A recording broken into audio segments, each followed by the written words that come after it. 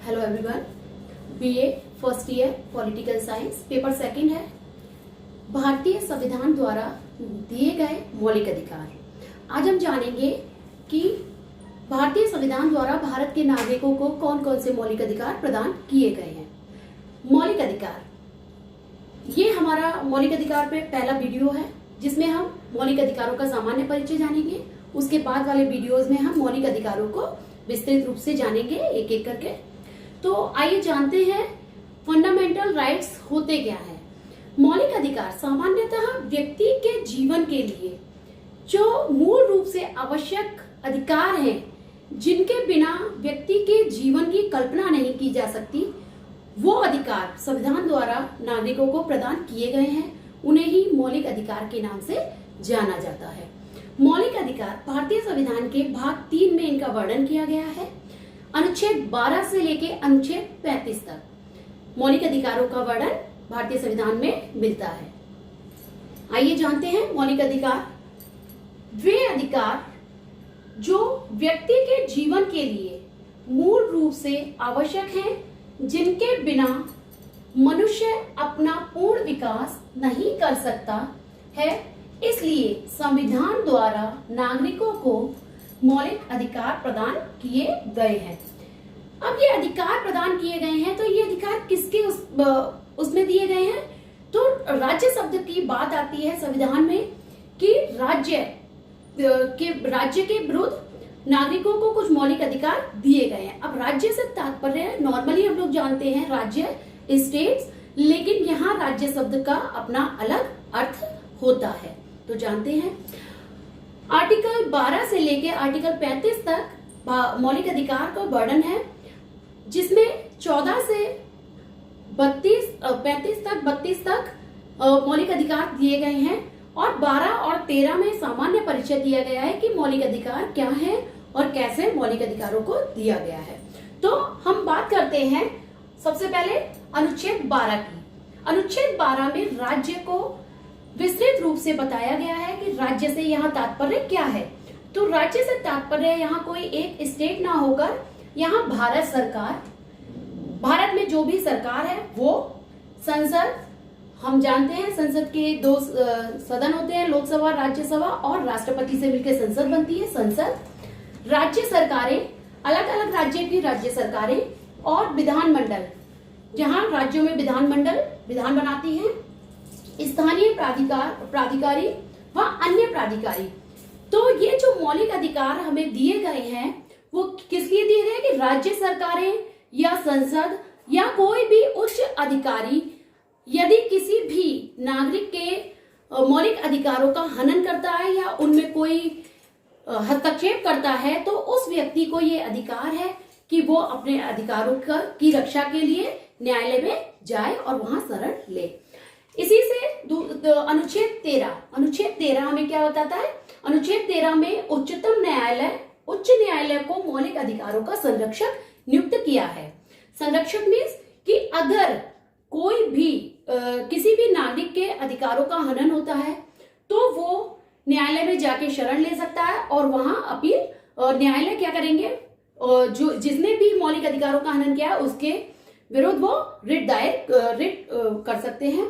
तो इस तरीके से उच्च न्यायालय और उच्चतम न्यायालय, हमारा जो सर्वोच्च न्यायालय, सुप्रीम कोर्ट, और हमारे हाई कोर्ट जो है, वो उनका क्या कार्य है, वो मौलिक अधिकारों के संरक्षक के रूप में कार्य करेंगे। किसी भी व्यक्ति के मौलिक अधिकारों का हनन होता है तो वो डायरेक्ट, उसे किसी भी डिस्ट्रिक्ट कोर्ट में जाने की जरूरत नहीं है, बल्कि वो डायरेक्ट कहाँ जा सकता है, हाई कोर्ट जा सकता है और सुप्रीम कोर्ट में जाकर अपने मौलिक अधिकारों की रक्षा करने के लिए वहां अपील कर सकता है। तो इस तरीके से हमने देखा कि अनुच्छेद 12 और 13 क्या कहते हैं।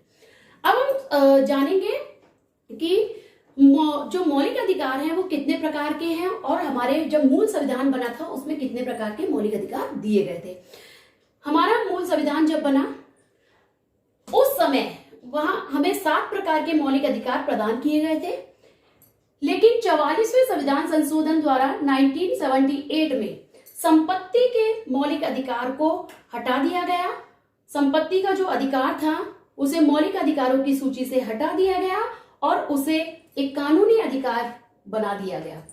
और वर्तमान में आर्टिकल 301 के तहत वो एक कानूनी अधिकार है। अब यहाँ बात उठती है कि कानूनी अधिकार और मौलिक अधिकारों में क्या अंतर है। तो मौलिक अधिकार वे अधिकार हैं जिनका हनन होने पर व्यक्ति न्यायालय में जा सकता है, लेकिन कानूनी अधिकारों को ये शक्ति प्राप्त नहीं है।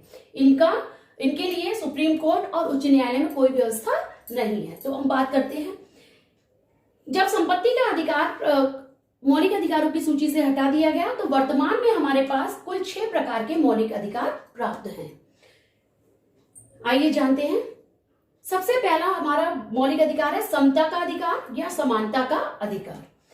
इस अधिकार के अंदर अनुच्छेद 14 से लेकर 18 तक समता का अधिकार प्रदान किया गया है। मीन्स भारत के निवास करने वाले भारत के सभी नागरिक उनके साथ समानता का व्यवहार किया जाएगा और उनमें कोई भी भेदभाव नहीं किया जाएगा। तो इस अनुच्छेद 14 से 18 के अंतर्गत कई प्रकार की समानताओं की बात यहाँ की गई है। दूसरी, स्वतंत्रता का अधिकार। अनुच्छेद 19 से लेकर अनुच्छेद 22 तक स्वतंत्रता के अधिकार दिया गया है। ये एक मौलिक अधिकार है कि व्यक्ति को स्वतंत्रता मिलनी चाहिए। इसमें कई प्रकार की स्वतंत्रताएं हैं, जैसे भारत के प्रत्येक नागरिक को ये अधिकार है, ये स्वतंत्रता है कि वो विचार अभिव्यक्ति कर सकता है, वो कहीं भी भ्रमण कर सकता है, कोई भी व्यवसाय अपना सकता है। तीसरा हमारा जो अधिकार है मौलिक, वो है शोषण के विरुद्ध अधिकार। इसका वर्णन अनुच्छेद 23 से लेकर अनुच्छेद 24 तक भारतीय संविधान में देखने को मिलता है। चौथा मौलिक अधिकार है धार्मिक स्वतंत्रता का अधिकार। आर्टिकल 25 से लेकर 28 तक व्यक्ति को धार्मिक स्वतंत्रता प्रदान की गई है।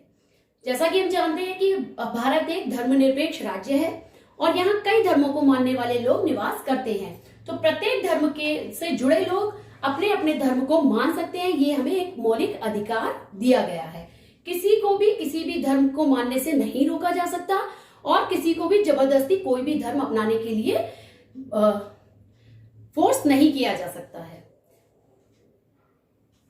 पांचवा हमारा जो अधिकार है वो है संस्कृति और शिक्षा संबंधी अधिकार।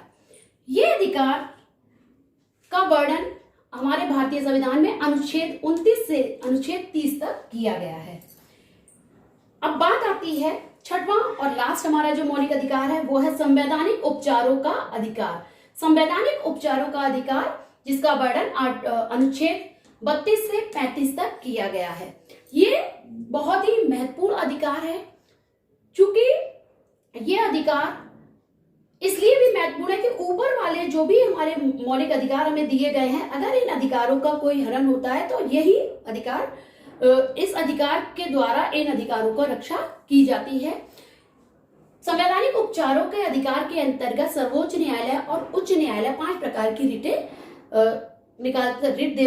करता है और उसके द्वारा वो बंदी प्रत्यक्षीकरण, प्रतिषेध, परमादेश, इस प्रकार से अलग अलग रिटें देकर व्यक्ति के अधिकारों की रक्षा करता है।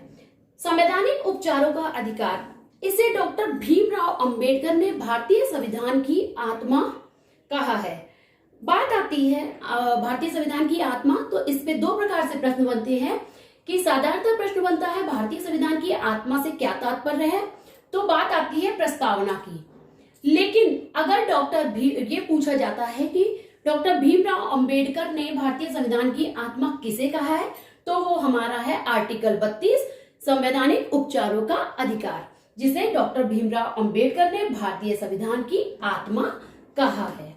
तो इस तरीके से हम देखते हैं कि भारत में हमारे संविधान में हमें मौलिक अधिकार जो दिए गए हैं वो 6 प्रकार के मौलिक अधिकार प्रत्येक नागरिक को प्राप्त हैं, जो उसके जीवन को बनाए रखने के लिए, उसके व्यक्तित्व का विकास करने के लिए परम आवश्यक है।